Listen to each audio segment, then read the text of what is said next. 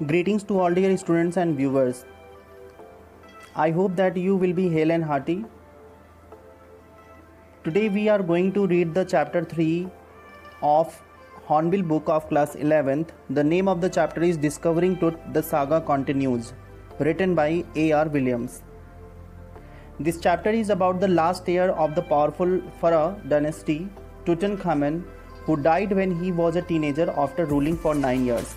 तो ये कहानी जो है एक इजिप्टियन प्रिंस की कहानी है जिनका नाम टुटनखैमुन था और जो बहुत ही यंग एज में अपने टीनेजर में उनकी डेथ हो गई थी। टीनेजर मीन्स क्या होता है कि 13 to 19 की एज में ही उनकी डेथ हो गई थी और इन्होंने सिर्फ 9 इयर्स जो है रूल किया था। इनकी जो डेथ है वो बहुत ही मिस्टीरियस थी। तो ये जो चैप्टर है that throws light over the possible mysteries, the curse where his tomb lies, his life and ultimately death. तो ये जो कहानी है ये बहुत ही रहस्यमयी इनके मृत्यु की कहानी है, जिसमें एक टूम के अंदर इनको मम्मीफाइड किया जाता है। मम्मीफाइड मीन्स क्या होता है कि मम्मी मीन्स क्या होता है कि डेड बॉडी, और इनकी डेड बॉडी को मम्मीफाइड करते हैं, वहाँ पर एक टूम में जो है उसको रखते हैं।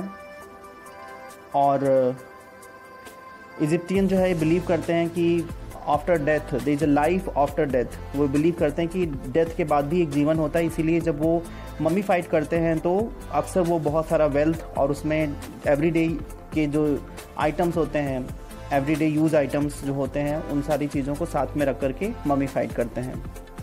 So before proceeding to the story, let's know about the writer A.R. Williams. About the author. Anne Williams is a former senior writer for National Geographic magazine and online news, where she covered the world and all that's in it for almost 3 decades. Anne Williams जो हैं ये एक farmer senior writer हैं, एक पूर्व लेखिका हैं for national geographic magazine की एंड ऑनलाइन न्यूज़, और जो ऑनलाइन न्यूज़ होते हैं उसकी एक राइटर थी। Where she covered the world and all that's in it, और जहाँ पे पूरे वर्ल्ड की न्यूज़ को कवर करती थी फॉर ऑलमोस्ट 3 डेकेड्स, लगभग 3 डेकेड्स तक, मतलब 30 years, because 1 decade is equal to होता है 10 ईयर्स, तो period of 10 years is known as decade. तो इन्होंने 30 ईयर्स तक जो है ये इन्होंने सर्व किया अपनी राइटिंग से। She specialised in archaeology, writing features that took her from Egypt to Alaska. तो ये स्पेशलाइज्ड थी आर्कियोलॉजी में, writing features that took her from Egypt to Alaska, जो एक राइटिंग जिसमें ये जो है आर्कियोलॉजी के अबाउट में लिखा करती थी, और उस इजिप्ट से लेकर अलास्का के बीच में जितनी भी आर्कियोलॉजी हुई थी, जो स्टडी की गई थी, उसके बारे में वो लिखा करती थी। A monthly piece for the ancient world section of the magazine and news stories on the latest archaeological discoveries. और ये एक मंथली इनका जो है एक राइटिंग आता था जिसमें एंशिएंट वर्ल्ड के सेक्शन दिए गए होते थे। उस मैगजीन में कुछ एंशिएंट जो आर्कियोलॉजी से जुड़ी हुई चीज़ें होती थी उसके बारे में बताया गया होता था, and new stories on the latest archaeological discoveries, और पुरानी स्टोरीज़ के साथ साथ में कुछ जो नई स्टोरीज़ होती थी, जो लेटेस्ट आर्कियोलॉजिकल डिस्कवरीज हुआ करती थी, उसके बारे में लिखा होता था। So this was all about the author. Now before discussing the general expression used in the text, I would like to ask you that you should open the page number 22 of your book and look at the expression which is used in the book, which is used in the text. Forensic reconstruction. It means scientific proofs and data to solve the mystery related to King Tut's death. तो king टट्स के death में जो भी एक forensic reconstruction, मतलब एक scientific जो rebuilding of past events है, जो पास्ट इवेंट को फिर से रिबिल्ड किया गया, और उस साइंटिफिक जो प्रूफ्स मिले, उसके डेटा को जो सॉल्व किया गया, एक उस मिस्ट्री को कि कैसे किंग टुट की डेथ हुई, तो उसको क्या बोलते हैं, forensic reconstruction. Scudded across means the dark clouds moved quickly across the sky. तो जैसे क्या होता है कि एक क्लाउड का जो मूवमेंट होता है, जो तेज़ी से मूव करके स्काई में एक तरफ से दूसरी तरफ जाता है, तो उस मूवमेंट को बोलते हैं स्कडेड अक्रॉस। शॉर्ट में आप कह सकते हैं कि मूव्ड क्विकली, तेज़ी से मूव करना। The third word is here cascade grey. Cascade grey that means the dark clouds moved the dark gray color of the evening sky in which stars were twinkling beautifully. तो ये क्या होता है कि light black या grey colour का एक sky का जो कलर होता है वो, जिसमें स्टार्स बिल्कुल विजिबल हों और बहुत अच्छे से ट्विंकलिंग कर रहे हों, तो उसको बोलते हैं cascade grey. And the next word is resurrection. Resurrection it means coming to life after death. तो इसका मतलब हुआ कि bringing someone back to life, किसी को जो है किसी की लाइफ में वापस लाना, तो उसे बोलते हैं bringing someone back to life. Next, funerary treasure means the artefact such as board games, a bronze razor, linen undergarments, cases of food and wine, lots of gold etcetera buried in Tut's tomb. तो funerary treasures क्या होते हैं कि ये बहुत ही costly items होते हैं जिसको कोफिन के साथ में रख दिया जाता है। तो इजिप्ट में क्या होता है कि कोफिन होती है और उसी कोफिन में ये जितने भी ये कॉस्टली आइटम्स होते हैं, जो आर्टिफैक्ट्स होते हैं, इन सारी चीज़ों को, गोल्ड जो होता है, इन सब को जो है उसी के साथ में, मम्मी के साथ में बरीड कर देते हैं। तो जब एक क्रीमेशन का प्रोसेस जो होता है, उस प्रोसेस में ये सारे वैल्यूबल चीज़ों को उस मम्मी के साथ में रख देते हैं। Circumvented it means dodged the guards and stole the gold artifacts of mummies। तो dodge मतलब क्या होता है, अवॉइडेड, मतलब जिसको अवॉइड किया जाए, गार्ड्स को अवॉइड करके गोल्ड या आर्टिफैक्ट्स जो भी मम्मीज के साथ में, उसको चुराना। Computed tomography means it means CT scan using X-rays, Tut's mummy was CT scanned. अभी इस स्टोरी में क्या होता है कि जो टुट्स है, ये इसकी मम्मी को, इसकी जो डेड बॉडी है उसकी मम्मी को जो है सिटी स्कैन किया गया था, उसको बोलते हैं कंप्यूटेड टोमोग्राफी। तो इसमें इमेजेस जो है that was made in CT scan से इमेजेस ली गई थी, तो इसी को बोलते हैं कंप्यूटेड टोमोग्राफी। एंड लास्ट है एरी डिटेल। एरी डिटेल क्या होता है कि it means CT scanned King Tut's strange and mysterious head from all sides. तो हेड का जो है पूरा एक सिटी स्कैन होना और उसका जो एक मिस्टीरियस डिटेल्स है उसको मिलना, उसको बोलते हैं eerie detail. So it was all about the expression which is used in the text. Story के टेक्स्ट में सारे एक्सप्रेशन का यूज हुआ है। Let's move to the story. Now after discussing about the author and the expression used in the text, will discuss about the title, that what this title says. Discovering Tut. Discovering means क्या होता है कि to search out any things that already exist on earth. किसी ऐसी चीज़ को ढूंढना जो कि ऑलरेडी वो अर्थ में एग्जिस्ट करती हो, तो उसको क्या बोलते हैं, डिस्कवरिंग। टुट आपको मैंने पहले ही बताया था, this is the name of Egyptian Prince who was the last ruler of his dynasty, जो कि अपनी डायनेस्टी का एक लास्ट रूलर था। और 19 ईयर्स की एज में ही उसकी एक मिस्टीरियस डेथ हुई जो किसी को मालूम नहीं थी। और उसके बाद जो है उसकी एक जो बड़ी डायनेस्टी थी उसका अंत हो गया। वो क्या था, अपनी डायनेस्टी का लास्ट रूलर था। The saga continues. Saga it means story. तो और कॉन्टिन्यूज मीन्स क्या होता है कि लगातार चलते रहना। तो टुट की डेथ के बाद भी जो है, उसके मरने के बाद उसकी कहानी जो है कंटिन्यू रहती है, क्योंकि उसकी मम्मी को जो है एक्सप्लोर किया जाता है कि उसकी डेथ कब और कैसे हुई, और पता लगाया जाता है कि उसकी डेथ क्यों हुई। तो जो आर्कियोलॉजिकल डिपार्टमेंट है वो आर्कियोलॉजी क्या होता है कि the branch of anthropology that studies prehistoric people and their cultures through their material remains.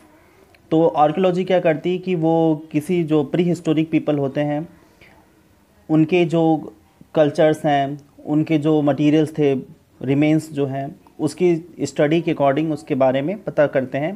तो ये आर्कियोलॉजिकल डिपार्टमेंट का काम होता है। तो आर्कियोलॉजिकल डिपार्टमेंट ने उनके मरने के बाद, किंग टुट के मरने के बाद, उनकी मम्मी को जो है एक्सप्लोर किया और ये पता लगाया कि उसकी डेथ कैसे हुई थी। So let's read the text and find out how interesting this story is. He was just a teenager when he died, the last heir of a powerful family that had ruled Egypt and its empire for centuries. He was laid to rest, laden with gold and eventually forgotten.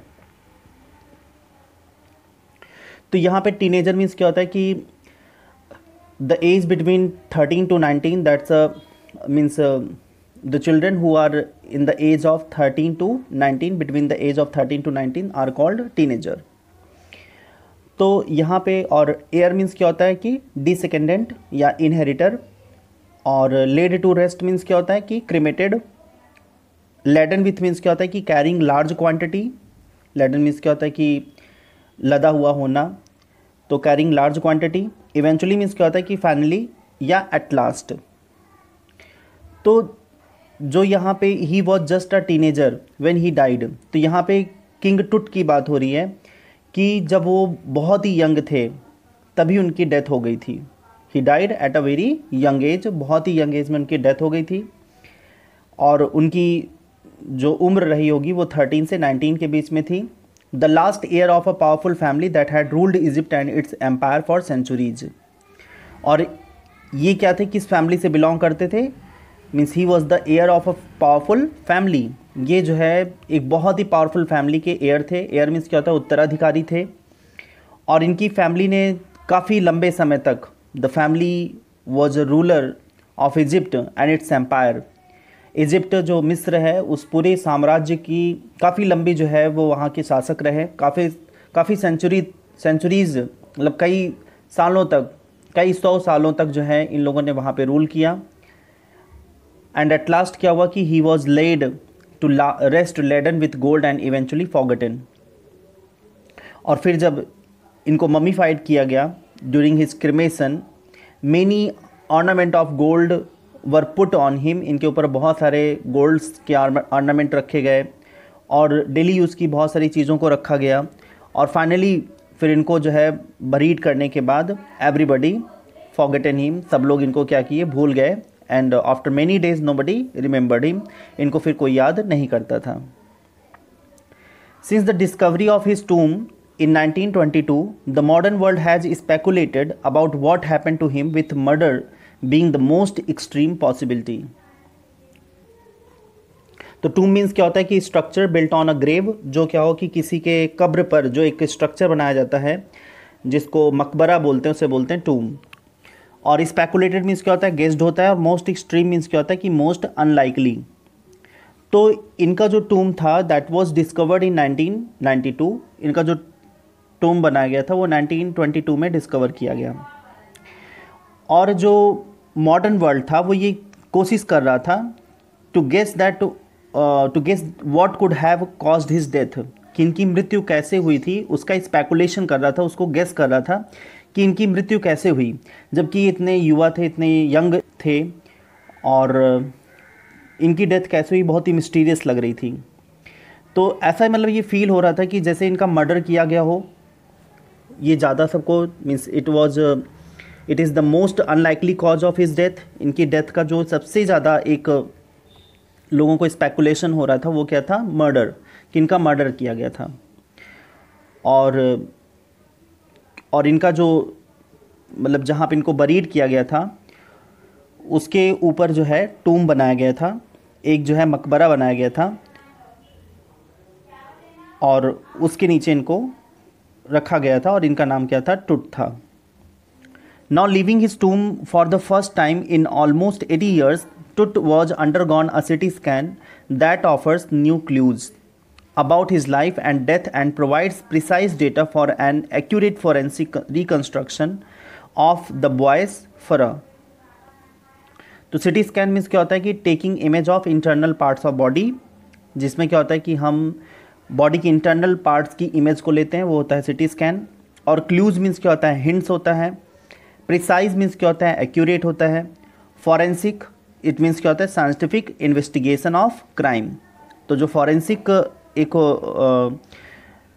एक जो report होती है या forensic जो एक investigation होता है वो एक साइंटिफिक इन्वेस्टिगेशन होता है ऑफ क्राइम का एक साइंटिफिक इन्वेस्टिगेशन होता है। और रिकंस्ट्रक्शन मीन्स क्या होता है, रीबिल्डिंग ऑफ पास्ट इवेंट्स। और फ़रो मीन्स क्या होता है, रूलर ऑफ इजिप्ट। तो इजिप्ट के जो रूलर होते थे उनको क्या बुलाया जाता था, फ़रो। तो अब 80 साल के बाद इनके कॉर्प्स को, इनकी मम्मी को जो है, टुट की मम्मी को जो है वहाँ से टूम से बाहर निकाला गया, उसका CT स्कैन हुआ। और इससे क्या हुआ that this may give some more hints about life and cause of his death. और जब CT स्कैन हुआ इनकी बॉडी का तो उससे कुछ इनके लाइफ के बारे में पता चला कि इनकी मृत्यु किस वजह से हुई, उसके बारे में खोज की गई। दिस में provide accurate data about events that caused death of this boy king of Egypt. और ये बॉयज़ फरो मीन्स क्या होता है कि जो ये बॉयज़ किंग थे, ये बॉय किंग थे, मतलब एक बहुत ही छोटे उम्र में, मतलब 10 ईयर की एज में इन्होंने जो है थ्रोन को हैंडल किया, थ्रोन पे ये बैठे। तो शायद एक एक्यूरेट डेटा पता चलेगा कि मतलब किस तरह से इनकी मृत्यु हुई मिस्र के एक युवा लड़के की जो एक किंग था।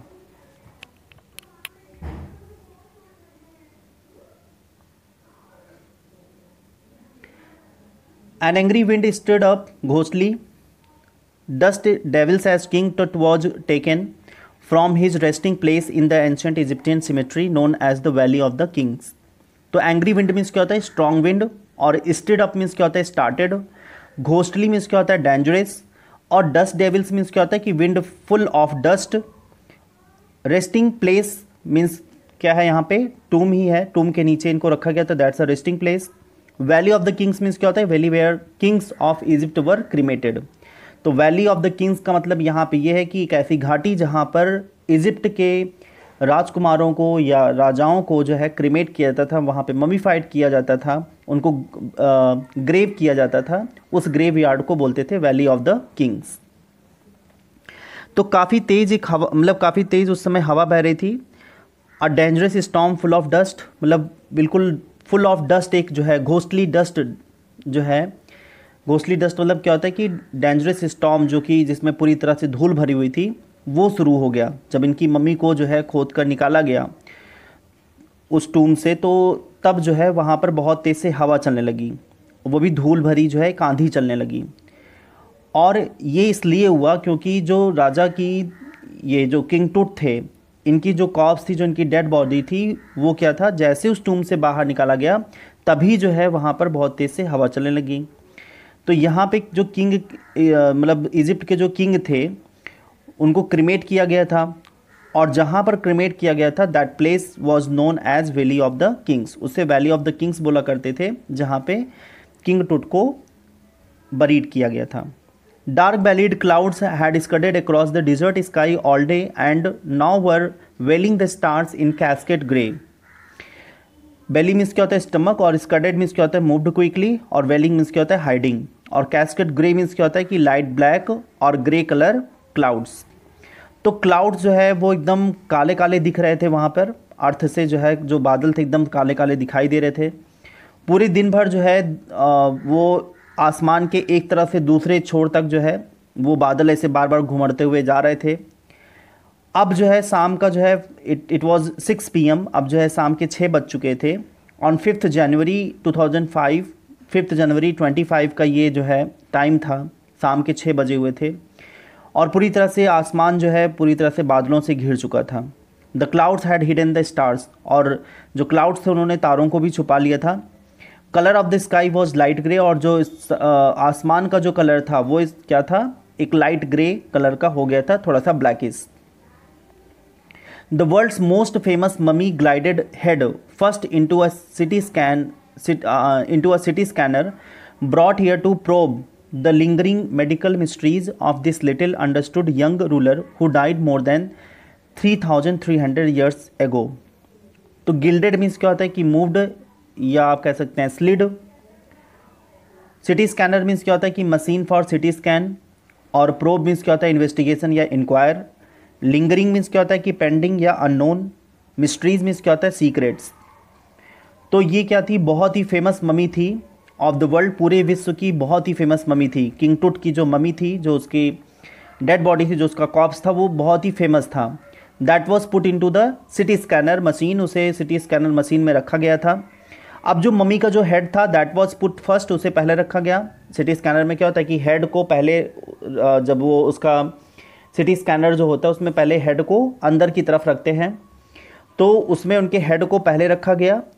The mummy was brought to investigate the secrets yet to be discovered about the young ruler. अब जो उसकी मम्मी वहाँ पर लाई गई थी इन्वेस्टिगेशन के लिए, तो उसका ये सीक्रेट्स पता करना था कि किंग की जो है, जो ये यंग रूलर था, उसकी डेथ क्यों हुई, कैसे हुई। तो यही पता करना था कि उसकी डेथ कब हुई और कैसे हुई। दिस रूलर टुट, जो ये रूलर टुट थे, इनकी मृत्यु जो है वो 3300 साल पहले हुई थी और इस समय उसकी डिस्कवरी की जा रही थी। All afternoon the usual line of tourist from around the world had descended into the cramped rock cut tomb some 26 feet underground to pay their respects. तो डिसेंडेड मीन्स क्या होता है, रीच्ड, और क्रैम्प्ड मीन्स क्या होता है कि small या स्मॉल नैरो।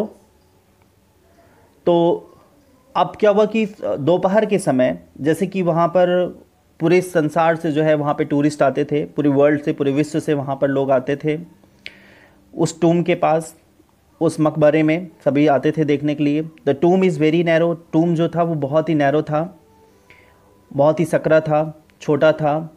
और वो क्या था, it is made by cutting a rock, एक चट्टान को काट के वो टूम बनाया गया था।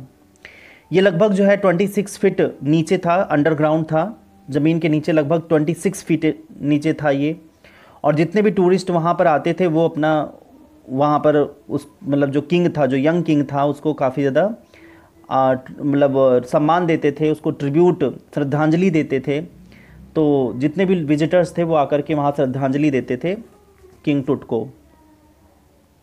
दे gazed at the murals on the walls of the burial chamber and peered at Tut's gilded face, the most striking feature of his mummy shaped outer coffin lid.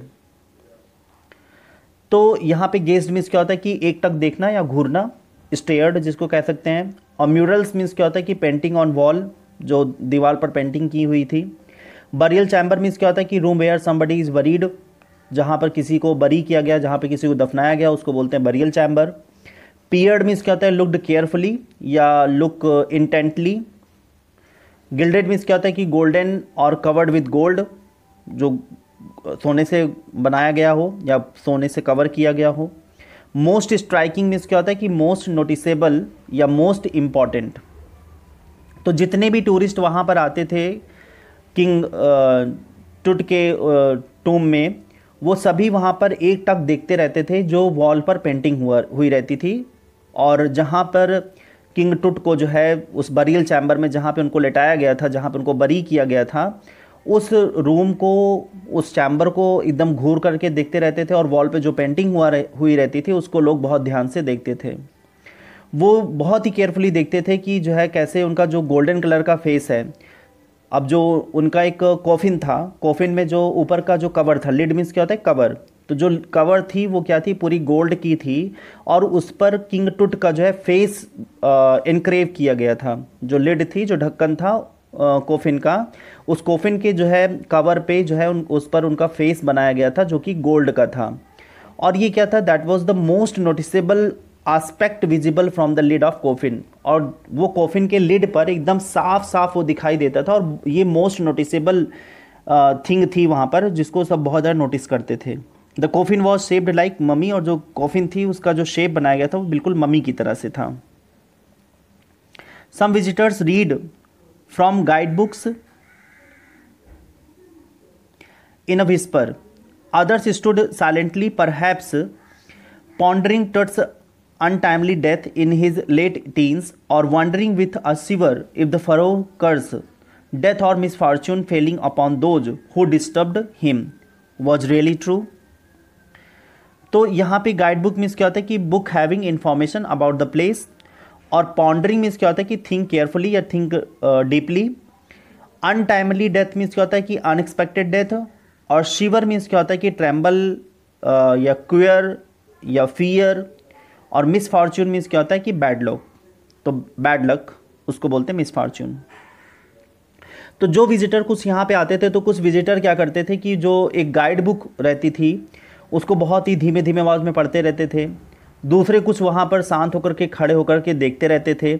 और ये बहुत ही मतलब सोचते थे कि जो किंग टुट थे उनकी कैसे अनएक्सपेक्टेड डेथ हो गई, जब वो टीन एज में ही थे, मतलब 13 से 19 एज में ही थे, बहुत ही यंग थे, बिल्कुल ठीक ठाक थे। तो उस समय उनकी डेथ कैसे हो गई वो उस पर सोचते रहते थे। और वो इस पर भी सोचते थे कि मतलब डर की वजह से कि जो ये किंग की डेथ इतनी जल्दी हो गई तो कोई न कोई कर्स साथ में रहा होगा, कोई न कोई इसको पाप लगा होगा, कोई न कोई कर्स होगा, कोई न कोई उसके ऊपर किसी का श्राप लगा होगा। और क्योंकि जो मम्मी थी दैट वाज रियली ट्रू, मतलब जो मम्मी वहाँ पर मम्मी फाइट की गई थी वो रियली ट्रू थी, वो सही बात थी कि वो टीनेज का ही किंग था जिसकी मम्मी वहाँ पर थी। और इसीलिए लोग ये विश्वास करते थे कि अगर उसकी बॉडी को, अगर उसकी मम्मी को अगर कोई डिस्टर्ब करेगा या उसको कोई परेशान करेगा तो वो क्या होगी, मम्मी जो है वो बदला ले, और वो क्या होगी कि वो बैड लक लाएगी। अगर मम्मी को डिस्टर्ब करेंगे तो वो क्या करेगी, जो भी उसकी मम्मी को डिस्टर्ब करेगा वो उसको मार देगी या उसके साथ बहुत बुरा होगा। तो ऐसा लोगों की ये जो है थिंकिंग थी, ऐसा लोग सोचते थे कि जो भी उस मम्मी को डिस्टर्ब करेगा तो उसकी लाइफ में बहुत ही मिसफॉर्च्यून आएगा, उसके लाइफ में उसके साथ बहुत बुरा होगा। क्योंकि वो जो मम्मी है वो क्या करेगी, किंग की जो मम्मी है वो उसको कर्ज करेगी, उसको जो है परेशान करेगी। तो ये लोगों का मानना था। The mummy is in very bad condition because of what Carter did in the 1920s, said Zahi Hawass, Secretary General of Egypt's Supreme Council of Antiquities, as he leaned over the body for a long first look. जाही हवास ये एक high level officer थे of the department supreme council of antiquities. तो इसके जो है ये एक हाई लेवल ऑफिसर थे और जो मॉन्यूमेंट की देखभाल करते थे। तो इन्होंने डिक्लेयर किया कि जो मम्मी की जो कंडीशन है वो पहले ही बहुत ज़्यादा डैमेज हो चुकी है, ऑलरेडी डैमेज हो गई है, क्योंकि इसको कार्टर ने 1920 में इसकी एक बार उन्होंने डिस्कवरी की थी। तो जो मम्मी है वो पहले से ही काफ़ी ज़्यादा डैमेज हो चुकी है, तो इन्होंने बताया था। और ये पहले पर्सन थे, जितने भी विजिटर्स वहाँ पे आए हुए थे तो ये पहले पर्सन थे जिन्होंने झुक करके काफ़ी केयरफुली उस मम्मी को देखा था और उसको काफ़ी लंबे समय तक इन्होंने देखा था, उसे ऑब्जर्व किया था। तो उसी समय देखने के बाद इन्होंने डिक्लेयर कर दिया कि मम्मी जो है डैमेज है। कार्टर जो 1922 में उन्होंने डिस्कवरी की थी उसी समय। Carter, Howard Carter that is was the British archaeologist who in 1922 discovered Tut's tomb after year of futile searching. Its contents though hastily ransacked in antiquity were surprisingly complete. तो British means क्या होता है कि resident of Britain. Archaeologist means a person who studies history through old monuments. Futile, it means unsuccessful. Hastily means quickly या hurriedly. Ransacked means क्या होता है damaged. और antiquity means क्या होता है कि ancient times. तो जो कार्टर का फुल नेम था वो क्या था, हावर्ड कार्टर। कार्टर का फुल नेम क्या था, हावर्ड कार्टर था। और वो ब्रिटिश आर्कियोलॉजिस्ट थे और जिन्होंने जो है डिस्कवर किया था टुट के टॉम को after many years of successful searching. बहुत सारे सालों के बाद, मतलब उन्होंने काफ़ी सालों तक उनकी जो सर्चिंग रही, उनकी जो डिस्कवरी रही वो अनसक्सेसफुल रही और काफ़ी सालों के बाद उन्होंने टट के टॉम को जो है उन्होंने सर्च किया। The contents of the mummy were damaged. जो मम्मी का जो कंटेंट था वो पूरी तरह से डैमेज हो चुका था, क्योंकि जो उस पर एक्शंस लिए गए थे बिना कुछ सोचे समझे उस मम्मी के ऊपर, उसकी वजह से वो काफ़ी ज़्यादा रैंसेक्ड हो गया था, डैमेज हो गया था। लेकिन जितने भी कंटेंट्स थे उस मम्मी में दैट वर अवेलेबल, जो भी कंटेंट थे वो अवेलेबल थे, जो भी उसमें डैमेज हुआ था वो सब अवेलेबल थे। Nothing had been taken away, कोई भी वहाँ से दूर नहीं गया था। They remain the richest royal collection ever found and have become part of the pharaohs legend. तो लीजेंड मीन्स क्या होता है, ट्रेडिशन। तो यहाँ पे क्या था कि जो भी कंटेंट वहाँ पे थे वो सारे कंटेंट वहाँ पर उसको अच्छे ढंग से रखा गया था। और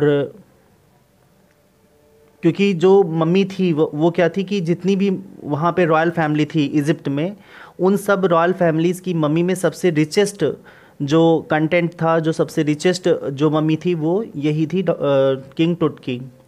और ये क्या था, these are the part of the tradition of pharaoh, क्योंकि ये एक फ़रो राजाओं के एक ट्रेडिशन था, एक परंपरा थी कि जब उनकी डेथ होगी तो उनके जितने भी गोल्ड हैं, जितने भी आर्टिफैक्ट्स हैं, वो सब उनके साथ में, उनकी डेड बॉडी के साथ में रखे जाएंगे। तो उसके परंपरा के चलने की वजह से जो है उसको उनकी डेड बॉडी के साथ में, उनकी मम्मी के साथ में रखा गया था। Stunning artifacts in gold, their eternal brilliance mean to guarantee resurrection, caused a sensation at the time of the discovery and still get the most attention. तो स्टनिंग मीन्स क्या होता है कि ब्रिलियंट या एक्स्ट्रॉर्डनरी, और आर्टिफैक्ट मीन्स क्या होता है कि ऑर्नामेंट ऑफ एंशियंट टाइम्स, और इटर्नल मीन्स क्या होता है कि एवरलास्टिंग, और रिसरेक्शन मीन्स क्या होता है कि bringing someone back to life, और सेंसेशन मीन्स होता है इंटरेस्ट या एक्साइटमेंट। तो एक एक्स्ट्रा ऑर्डनरी जो ऑर्नामेंट्स थे ऑफ गोल्ड के जो ऑर्नामेंट्स थे वो क्या थे, बिल्कुल एवरलास्टिंग उसकी ब्यूटी थी, उसकी जो चमक थी उन सारे ऑर्नामेंट्स की वो बिल्कुल एवरलास्टिंग थी। And that were placed in the mummy, वो जो ममी थी उस कॉप्स के साथ में ही जो है वो सारे ऑर्नामेंट्स रखे गए थे।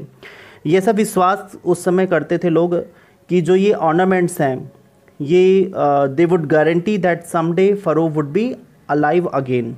तो मिस्र के जो लोग थे, जो इजिप्टियन थे, वो ये सोचते थे कि कभी मान लो ये फ़रो अगर फिर से दोबारा ज़िंदा हो गए तो वो अपने यूज़ में इन सारी चीज़ों को लेंगे, क्योंकि ये उन्हीं की सारी चीज़ें हैं और ये फिर इन सारी चीज़ों के यूज़ वो दोबारा लेंगे जब वो लाइव होंगे तो। And when the टूम was discovered, और जब इस टूम को डिस्कवर किया गया तो this believe caused lot of interest and excitement. तो लोगों का जो ये विश्वास था इससे काफ़ी ज़्यादा एक्साइटमेंट था, लोगों में काफ़ी इंटरेस्ट था। इवन आज भी जो है काफ़ी लोग इस पर अटेंशन देते हैं, इस बिलीफ पर, ऐसा मानते हैं कि जो है ऐसी कोई बिलीफ है वहाँ पे इजिप्ट में कि जो डेथ होने के बाद someday the person will live again, फिर से ज़िंदा होगा। तो ऐसा वहाँ पे अभी भी मानते हैं। बट टुट was also buried with everybody things he would want in the after life, जैसे कि board games, a bronze razor, linen undergarments, cases of food and wine। तो वहाँ पे जो लोग थे, जो टुट को जिन्होंने बरी किया था, they had put almost everything. अब जैसे यहाँ पे क्या है कि आफ्टर लाइफ मीन्स क्या होता है, लाइफ आफ्टर डेथ, और बोर्ड गेम मीन्स क्या होता है कि गेम प्लेड ऑन बोर्ड, जैसे कि चेस हुआ और कैरम बोर्ड हुआ। लिनन मीन्स क्या होता है कि लिनन एक तरह का क्लॉथ है, नेचुरल फाइबर है, और केसेस मीन्स क्या होता है, बॉक्सेस। तो टुट को जो है बरी किया गया था विद ऑलमोस्ट एवरीथिंग, सारी चीज़ों के साथ में उसको बरीड किया गया था। He might need during his life after death, क्योंकि उसको कुछ अपने डेथ जब उसकी हो जाती तो उसके बाद एक लाइफ जो लोग बिलीव करते थे तो उसमें उन सारी चीज़ों की ज़रूरत हो सकती है। तो इसीलिए उसके साथ में जो है बोर्ड गेम्स को रखा गया था, ब्रॉन्ज रेजर रखा गया था, और अंडर गारमेंट्स रखे गए थे जो कि लिनन के थे, और boxes of full of food and wine, सारी चीज़ें उसमें ग्रेव में रखी गई थी। After months of carefully investigating his three nested coffins,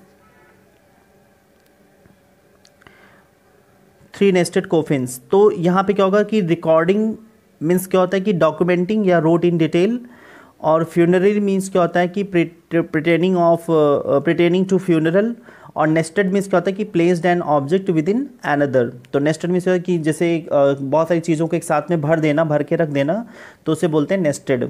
तो कार्टर ने बहुत ही केयरफुली उसका रिकॉर्ड बनाया, और उन्होंने सारे जितने भी वैल्यूबल आइटम्स थे जो उस टूम के अंदर मिले, फ़रो के टूम के अंदर मिले, उसको उसने पूरा रिकॉर्ड बनाया। और उसमें कई सारे महीने लग गए टू कंप्लीट दिस टास्क, इस काम को पूरा करने के लिए उसको कई सारे महीने लग गए। और उसके बाद उसने इन्वेस्टिगेशन शुरू किया कॉफिन्स का, उसके जो 3 कॉफिन्स थे उस पर इन्वेस्टिगेशन शुरू किया उसने, और जो कि which were placed within another coffin, क्योंकि कॉफिन के अंदर कॉफिन रखी हुई थी। तो फर्स्ट कॉफिन के अंदर एक दूसरी कॉफिन रखी गई थी, दूसरी कॉफिन के अंदर एक थर्ड कॉफिन रखी गई थी। तो कॉफिन के अंदर कॉफिन रखी गई थी, फिर उसने उसका इन्वेस्टिगेशन, उसकी जांच पड़ताल शुरू की। Opening the first he found a shroud adorned with garlands of willow and olive leaves, wild celery, lotus petals and cornflowers, the faded evidence of a burial in March or April। तो shroud means क्या होता है कि cloth usually worn over body, जब क्या होती है dead body होती है तो उसके ऊपर जो कपड़ा उड़ाते हैं, जैसे वाइट कलर का जो क्लॉथ होता है जिसको हिंदी में कफन बोलते हैं, तो उसको बोलते हैं श्राउड। तो श्राउड मिला, और वो श्राउड बिल्कुल डेकोरेटेड था, बिल्कुल एडॉर्न्ड था। विलो एक तरह का पेड़ होता है, एक तरह की घास होती है, और ऑलिव क्या होता है कि that is also a type of tree. Wild salary it is also a type of tree. Petals means क्या होता है कि लीव्स ऑफ फ्लावर, और कॉर्नफ्लावर मीन्स क्या होता है कि flowers of corn. Faded means क्या होता है कि अनक्लियर या प्रोबेबल। एविडेंस मीन्स क्या होता है प्रूफ।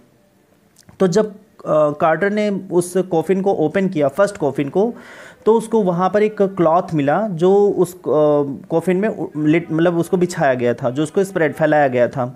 तो क्लॉथ था वो पूरी तरह से डेकोरेटेड था विद द गार्लैंड्स, मतलब माला से एकदम वो डेकोरेटेड था। वहाँ पे लीव्स कुछ थी, कुछ फ्लावर्स थे, और it was an unclear evidence, हालांकि ये बिल्कुल अनक्लियर एविडेंस रहता है that the burial had taken place in March और अप्रैल, की जो बरियल हुई थी वो मार्च या अप्रैल में हुई थी, क्योंकि यहाँ पे जो फ्लावर्स थे वो उसी सीज़न में ब्लूम करते हैं, जैसे कि कॉर्न फ्लावर हुआ, तो ये बताता है कि मार्च और अप्रैल का टाइम रहा होगा, और उससे पता चलता है कि जो बरियल टाइम है वो मार्च या अप्रैल का है। बिकॉज ये जो कुछ फ्लावर्स थे, जैसे कि यहाँ पर उसके विलो के जो फ्लावर थे और जो कॉर्न फ्लावर्स थे, तो जो कुछ यहाँ पे फ्लावर थे वो during the month of April and March, वो अप्रैल एंड मार्च वो जो है ब्लूम करते हैं, मार्च एंड अप्रैल वो ब्लूम करते हैं। तो इसीलिए ये गेस किया जा रहा था कि जो बरियल हुआ था उसका टाइम मार्च या अप्रैल रहा होगा। So when he finally reached the mummy, though he ran into trouble, the ritual resins had hardened, cementing Tut to the bottom of his solid gold coffin. No amount of legitimate force could move them. Carter wrote later what was to be done. तो यहाँ पे क्या होता है कि रैन into trouble means होता है कि फेस्ड प्रॉब्लम, और रिचुअल्स मीन्स क्या होता है customary according to customs, resins means क्या होता है गम, और सीमेंटिंग मीन्स क्या होता है कि स्टिकिंग मतलब चिपकाना, और लेजिटिमेट मीन्स क्या होता है कि अकॉर्डिंग टू करेक्ट मेथड। तो जब यहाँ पर क्या हुआ कि कार्टर ने जब ओपन किया दूसरे नेस्टेड कॉफिन्स को, जो एक कॉफिन के अंदर दूसरी कॉफिन रखी हुई थी, तो जब उसने ओपन किया तो ही रीच द ममी, तो वो ममी जो है जो कॉप्स थी वहाँ तक पहुँच गया। Now he faced a problem, जैसे कि लोग पहले से ही प्रिडिक्शन कर रहे थे कि जो कॉफिन को टच करेगा वो बहुत ही प्रॉब्लम फेस करेगा, तो ये हुआ, मतलब he faced a problem and the customary gum used in the coffin had become hard. तो जो वहाँ पर रेजिन्स का यूज़ किया गया था, जो भी गोंद का यूज़ किया गया था कॉफिन को बंद करने में, तो वो एकदम काफ़ी ज़्यादा हार्ड हो गया था और उसको खोलना बहुत ही मुश्किल हो रहा था। नौ जो टट की मम्मी थी वो जो है एकदम चिपक चुकी थी, उसका बॉटम एकदम चिपक चुका था, और कॉफिन जो है बिल्कुल सॉलिड गोल्ड का बना हुआ था, तो वो एकदम बिल्कुल चिपक चुका था रेजिन से। And he try to forcefully remove the mummy from the coffin, और वो बहुत ही फोर्सफुली उसको रिमूव करने की कोशिश कर रहा था।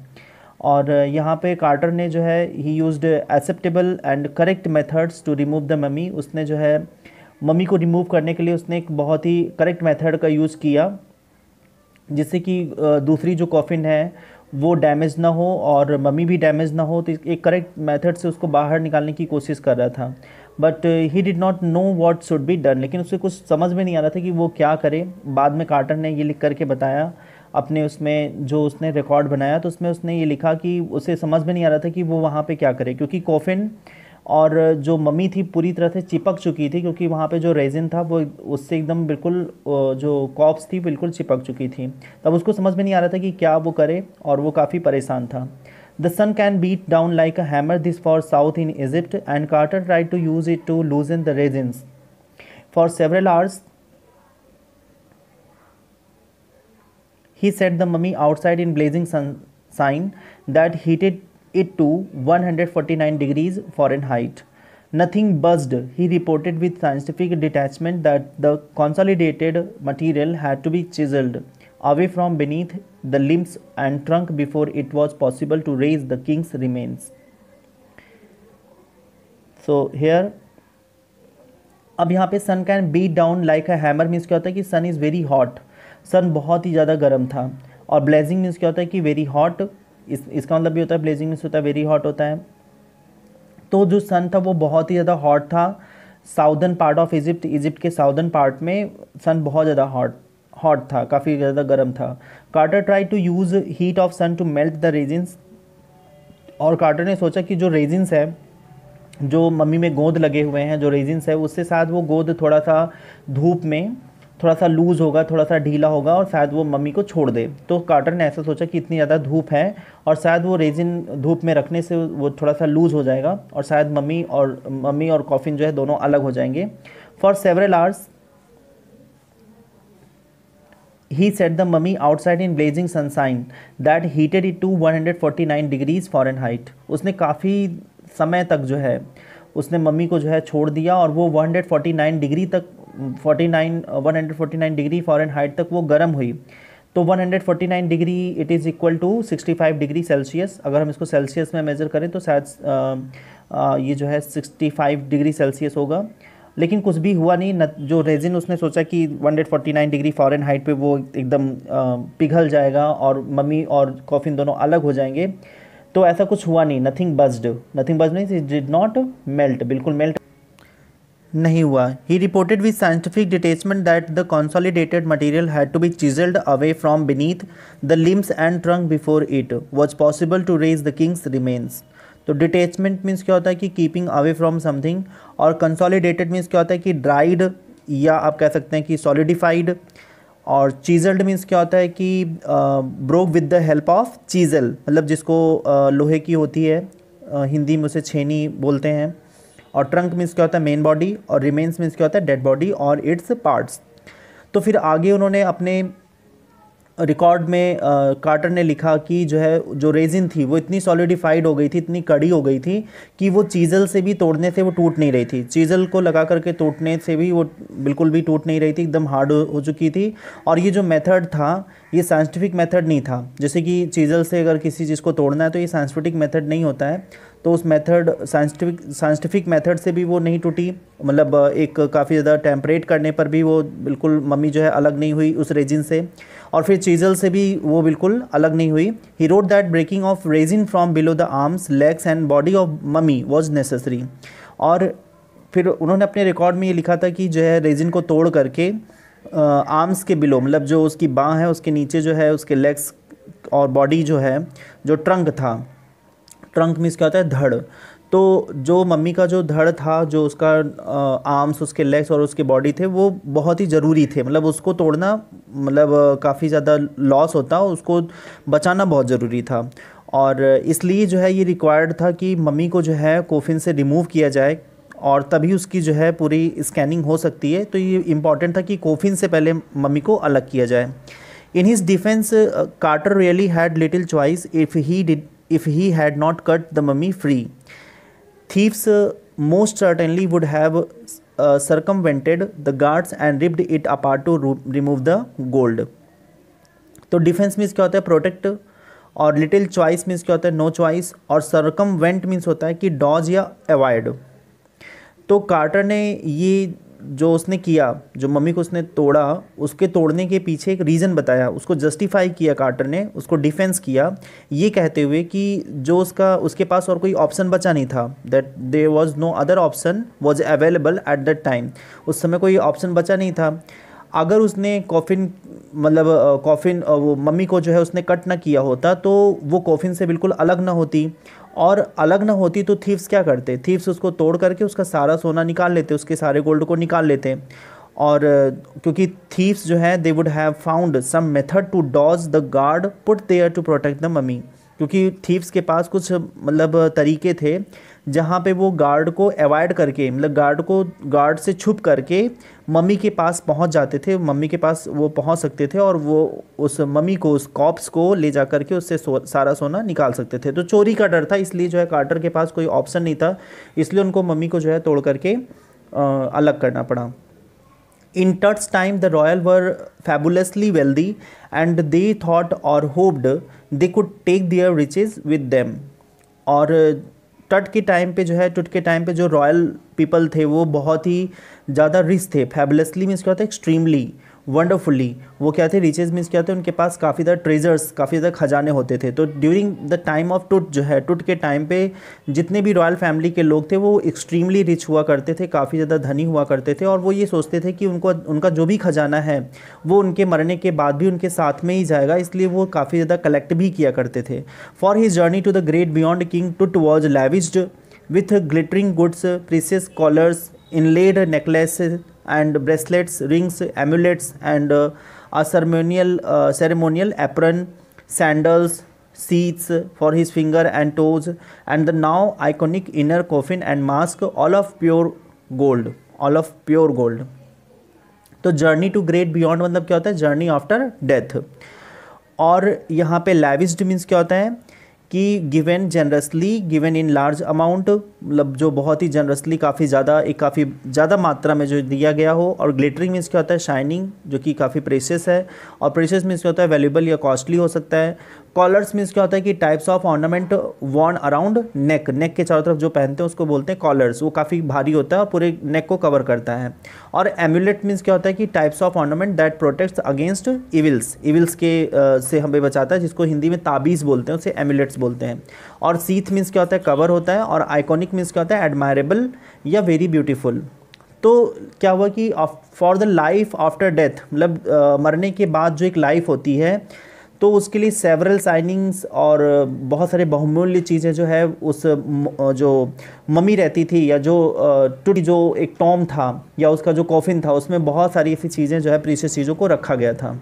और ये सारी चीज़ों में क्या क्या चीज़ें थी, प्रीशियस कॉलर्स थे उसमें, मतलब जो गले में पहने जाते थे, नेकलेस था, ब्रेसलेट्स था, रिंग्स थी, एमुलेट्स थे।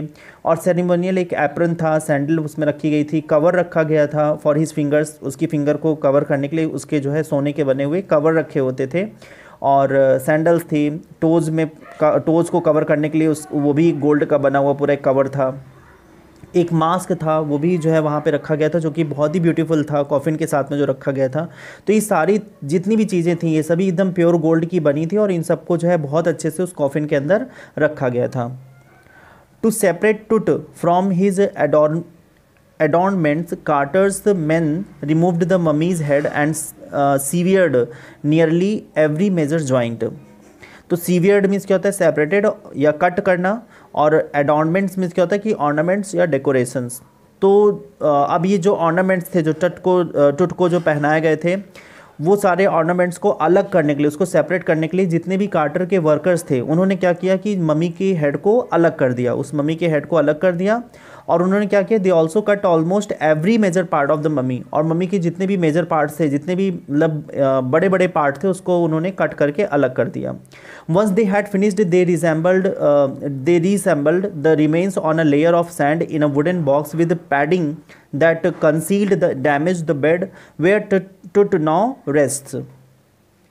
तो रीअसेंबल्ड मीन्स क्या होता है कि ज्वाइंट वंस अगेन, और पैडिंग मीन्स क्या होता है कि पैकिंग, और कॉन्सील मीन्स क्या होता है हाइड।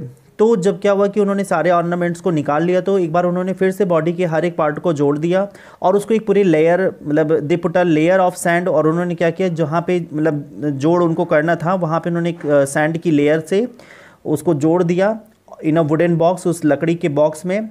और फिर उन्होंने बॉडी को उसमें रख दिया, और फिर से उसकी पूरी पैकिंग करके उस पर कुशन वुशन लगा करके उसको उन्होंने हाइड कर दिया, जहाँ से उन्होंने तोड़ा हुआ था वो मम्मी के जो है पार्ट को, उन्होंने उसको कुशन वगैरह से हाइड कर दिया। और जो भी डैमेज हुआ था मम्मी को, उसको उन्होंने पूरा हाइड कर दिया। और अभी क्या है कि प्रेजेंटली जो है, जो मम्मी है टटकी, वो एक वुडन बॉक्स में रखी हुई है। तो इस तरह से उन्होंने मम्मी को फिर से उसमें कॉफिन में रख दिया। Archaeology has changed substantially in the inventing decades, focusing less on treasures and more on the fascinating details of life and intriguing mysteries of death. तो आर्कियोलॉजी क्या होता है कि the study of old things, जो पुरानी चीज़ों की study होती है उसको बोलते हैं आर्कियोलॉजी। और सब्सटेंशियली मीन्स क्या होता है टू अ ग्रेट एक्सटेंट। और इंटरवेनिंग मीन्स क्या होता है कि time between two events. Focusing means क्या होता है कि गिविंग इंपॉर्टेंस। फैसिनेटिंग मीन्स क्या होता है कि इंटरेस्टिंग या थ्रिलिंग। और इंट्रीगुइंग मीन्स क्या होता है कि क्यूरियस या फैसिनेटिंग। मिस्ट्रीज मीन्स क्या होता है सीक्रेट्स। तो जो आर्कियोलॉजी है that has changed to a great extent, अभी जो आर्कियोलॉजी है वो काफ़ी हद तक बदल चुकी है। कुछ डिकेट्स में जो है काफ़ी आर्कियोलॉजी चेंज हो गई थी, और टाइम काफ़ी बीत चुका था। और इसको जो है it does not give much importance to the value the things. और ये जो है जो आर्कियोलॉजी का जो चेंज हुआ उसमें अब ये ऐसी चीज़ों को बहुत ज़्यादा वैल्यू, बहुत इंपॉर्टेंस नहीं दिया करते थे। ये सिर्फ उसी को वैल्यू और इम्पोर्टेंस दिया करते थे जिसमें कुछ इंटरेस्टिंग डिटेल्स ऑफ लाइफ हो, जिसमें कुछ जीवन हो, जिसमें कुछ इंटरेस्टिंग डिटेल्स हो, तो उन्हीं चीज़ों पर ज़्यादा इम्पोर्टेंस दिया जाता था। और ये जो कुछ क्यूरोसिटी होती थी, जैसे कोई सीक्रेट्स हैं, तो उसके रीज़न को ढूंढने में काफ़ी क्यूरोसिटी होती थी। या रीजंस ऑफ डेथ, जैसे कि टुट की डेथ का क्या रीज़न था, तो उन वैल्यूबल चीज़ों को ढूंढने में कोई दिलचस्पी नहीं थी, बल्कि डेथ का मिस्ट्री क्या है, ये चीज़ों को पता लगाने का इस समय ज़्यादा एक ट्रेंड था, एक काफ़ी ज़्यादा आर्कियोलॉजी में ये ट्रेंड था कि किसी चीज़ की मिस्ट्री क्या है। तो वो इम्पॉर्टेंस नहीं देते थे वैल्यूबल चीज़ों को, बल्कि वो इम्पॉर्टेंस इसको देते थे कि जो मतलब सीक्रेट डेथ के जो रीजंस होते थे उसको ज़्यादा इंपॉर्टेंट दिया करते थे। तो आर्कियोलॉजी में काफ़ी ज़्यादा चेंजेस हो चुके थे। It also uses more sophisticated tools including medical technology. In 1968, more than 40 years after Carter's discovery, and anatomy professor X-rayed the mummy and revealed a startling fact. Beneath the regions that cakes his chest, his breast bone and front ribs are missing. तो sophisticated means क्या होता है, advanced या complex हम लोग कह सकते हैं। एनाटॉमी क्या होता है कि science of study of structure of human body, जहाँ पे ह्यूमन बॉडी का स्ट्रक्चर हम देखते हैं पूरा, तो उसे बोलते हैं एनाटॉमी। और रिवील्ड मीन्स क्या होता है, डिस्क्लोज्ड करना, किसी चीज़ को ओपन करना। और स्टार्टलिंग मीन्स क्या होता है, सरप्राइजिंग या शॉकिंग। तो अब आजकल जो आर्कियोलॉजी में क्या हुआ कि बहुत सारे एडवांस्ड टूल्स आ गए हैं, बहुत सारे कॉम्प्लेक्स मेथड्स आ गए हैं काम करने के लिए, और उसमें बहुत सारी टेक्नोलॉजी यूज होती है मेडिकल साइंस में। जैसे कि मेडिकल टेक्नोलॉजी में क्या हुआ कि that was used after more than 40 years, लगभग 40 साल के बाद जो है उसे यूज़ किया गया of the Carter discovery. Carter ने जो डिस्कवरी किया मम्मी के साथ में, तो उस डिस्कवरी के बाद जो है 40 साल बाद जो है फिर से उस मम्मी की जो है डिस्कवरी की गई, और फिर उसको जो है कुछ मेडिकल टेक्नोलॉजी के अकॉर्डिंग जो है उसको यूज़ किया गया। एक प्रोफेसर एनाटॉमी के, जिन्होंने मतलब प्रोफेसर ऑफ एनाटॉमी, एक एनाटॉमी के प्रोफेसर, जिन्होंने उस मम्मी को एक्सरे किया, उस मम्मी का क्या किया, एक्सरे किया टू इन्वेस्टिगेट, उसको इन्वेस्टिगेट करने के लिए मम्मी का एक्सरे किया। और उसके बाद उन्होंने डिस्कवर किया, एक शॉकिंग फैक्ट को वहाँ डिस्कवर किया। और फिर मम्मी जो है कवर की गई फिर से रेजिन से, and did not have breast bone and front ribs. और उसमें पता चला कि मम्मी का जो है ब्रेस्ट बोन, मतलब जो चेस्ट की बोन होती है, जो रिब्स केज होते हैं, फ्रंट रिब्स केज थे ही नहीं। तो ये एक्सरे के दौरान पता चला कि जो मम्मी का फ्रंट रिब केज है वो था ही नहीं, वो बॉडी में फ्रंट रिब केज थे ही नहीं। तो ये एक्सरे के बाद पता चला, जो कि बहुत ही शॉकिंग था, बहुत ही सरप्राइजिंग था कि किसी का रिब केज ना होना। तो ये बहुत ही शॉकिंग था उस समय। Today diagnostic imaging can be done with computed tomography or CT by which hundreds of x-rays in cross section are put together like slices of bread to create a 3-dimensional virtual body। तो diagnostic means क्या होता है, diagnostic means होता है investigating, और imaging means क्या होता है कि taking photos by imaging means क्या होता है टेकिंग फोटोज बाय लाइट और मैग्नेटिक वेव्स। और कंप्यूटेड मीन्स क्या होता है कि कैलकुलेटेड। और टोमोग्राफी मीन्स होता है कि taking cross sectional photo of solid body. Virtual means होता है कि नॉट एग्जिस्टिंग फिजिकली, जो भी फिजिकली एग्जिस्ट नहीं करता है तो उसको बोलते हैं वर्चुअल। तो आजकल क्या है कि बहुत सारे इन्वेस्टिगेशन होते हैं, बहुत सारे इन्वेस्टिगेशन किए जाते हैं बाय टेकिंग फोटोज़, इमेजेस को लेकर के बहुत सारे इन्वेस्टिगेशन होते हैं थ्रू मैग्नेटिक वेव्स। कुछ मैग्नेटिक वेव्स को लेकर के वहाँ पे फ़ोटो ली जाती हैं। अब जब मैग्नेटिक वेव्स जाती हैं तो वो एक क्रॉस सेक्शन बनाती हैं सॉलिड बॉडी में, और फिर उससे कैलकुलेट करती हैं, उससे जो है उसे कंप्यूट किया जाता है टोमोग्राफी से या सिटी स्कैन से। सिटी स्कैनिंग होती है पूरी बॉडी की, और फिर पता चलता है कि जो इंटरनल इमेजेस हैं वो एकदम सामने दिखाई देते हैं। तो इस टेक्निक में क्या होता है कि 100 ऑफ एक्सरेज आर टेकन, बहुत सारी एक्सरे होती हैं, मतलब एक्सरेज जो है बॉडी के अंदर जाती हैं, and they these photos are then combined together. और फिर वो जो एक्सरे जो है फ़ोटो इमेज वो लेती है, वो सारी फ़ोटो जो है कंबाइन की जाती हैं, और उसको कंबाइन करने के बाद फिर एक 3 डायमेंशनल फ़ोटो आती है, 3D फ़ोटो फिर जो है बॉडी की एनाटॉमी की बाहर आती है। What more would a CT scan reveal of Tut than the X-ray? And could it answer two of the biggest questions still lingering about him? How did he die and how old was he at the time of his death? तो ये lingering means क्या होता है, pending या unknown. तो उस समय क्या था कि जो मतलब समथिंग वॉज नोन अबाउट टुट के बारे में कुछ पता चला थ्रू एक्सरे के बारे में पता चला कि उसके रिब्स केज नहीं है। लेकिन what more would be know through CT scan, अभी क्या और जानना है सिटी स्कैन के थ्रू। क्या ये जो है दो सबसे बड़े क्वेश्चन हैं टट के बारे में, जो टुट के बारे में जो सबसे बड़े क्वेश्चन हैं, क्या उसका ये आंसर कर पाएंगे सिटी स्कैन या एक्सरे, कि वो कैसे मरा और कैसे जो है what was his age at the time of his death, कि उसके डेथ के टाइम पे उसकी एज क्या थी। क्या ये इन 2 बड़े क्वेश्चन का आंसर ये सब कर सकते हैं जो मेडिकल टेक्नोलॉजी है, जो लेटेस्ट टेक्नोलॉजी है मेडिकल फील्ड की, क्या वो इन 2 बड़े क्वेश्चन का जवाब दे सकती हैं जो अब तक पेंडिंग है, जिनके बारे में कुछ पता नहीं है। King Tut's demise was a big event even by royal standards. He was the last of the family's line, and his funeral was the death rattle of a dynasty. But the particulars of his passing away and its aftermath are unclear. तो demise means क्या होता है, death होता है, और last of families line means क्या होता है, द यंगेस्ट एयर, सबसे छोटा युवा अधिकारी, उत्तराधिकारी, और डेथ रैटल मीन्स क्या होता है, द बिगिनिंग ऑफ डेथ्स, और डायनेस्टी मीन्स क्या होता है कि rule of members of the same family, जिसको बोलते हैं वंशज। तो यहाँ तक कि आज भी जितनी भी रॉयल फैमिली है, तो टुट की जो है जितने भी रॉयल फैमिली, उसमें टुट की डेथ जो है वो सबसे बड़ा एक अवसर था, सबसे बड़ा इवेंट था, और यहाँ पे वो अपने जो है फैमिली के, अपने पूरे वंशज के सबसे यंगेस्ट एयर थे, सबसे यंग उत्तराधिकारी थे अपने परिवार के। और उनकी डेथ के बाद जब उनका फ्यूनरल हुआ, मतलब जब उनको बरीड किया गया, that was the starting point of many more deaths in his family. तो उसके बाद मतलब क्या हुआ कि उनकी डेथ और उनका जो फ्यूनरल हुआ वो क्या था कि that was the starting point of many more death in his family. तो उनके फैमिली में जो भी कोई बचे हुए थे, उससे उनकी फैमिली का मतलब डेथ बिल्कुल लगातार होता रहा, और बहुत ही जल्दी उनकी पूरी डायनेस्टी क्या हुई, फिनिश हो गई, मतलब सभी जो है ख़त्म हो गए। आमेनहोटेप III, Tut's father or grandfather, was a powerful pharaoh who ruled for almost 4 decades at the height of the 18th dynasty's golden age. At the height of means क्या होता है, at the peak of या most powerful, और golden age means क्या होता है, the best period, जो सबसे अच्छा पीरियड हो। तो एमेनहोटेप जो है, एमेनहोटेप III वॉज इधर फादर और ग्रैंड फादर, वो टुट के शायद फादर थे या ग्रैंड फादर थे, कोई ऐसे मतलब वो थे एमेनहोटेप, चाहे वो फादर रहे होंगे चाहे ग्रैंड फादर रहे होंगे। He was a powerful king, वो बहुत ही पावरफुल किंग थे, और उन्होंने इजिप्ट में ऑलमोस्ट 4 डेकेड्स रूल किया। 4 डेकेड्स का मतलब हम कह सकते हैं कि 1 डेकेड में 10 ईयर्स होते हैं, तो 4 डेकेड्स में 40 ईयर्स हुए, तो उन्होंने लगभग 40 ईयर्स रूल किया।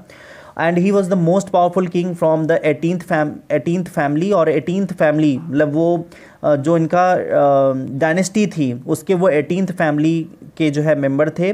और इजिप्ट में उन्होंने लगभग 40 ईयर्स उन्होंने रूल किया, और उनका जो ये रूल था that was considered the best period for his country, उनकी कंट्री में सबसे बेस्ट पीरियड था, सबसे गोल्डन पीरियड था उनकी रूलिंग का। तो इस तरह से जो है ये समझा गया।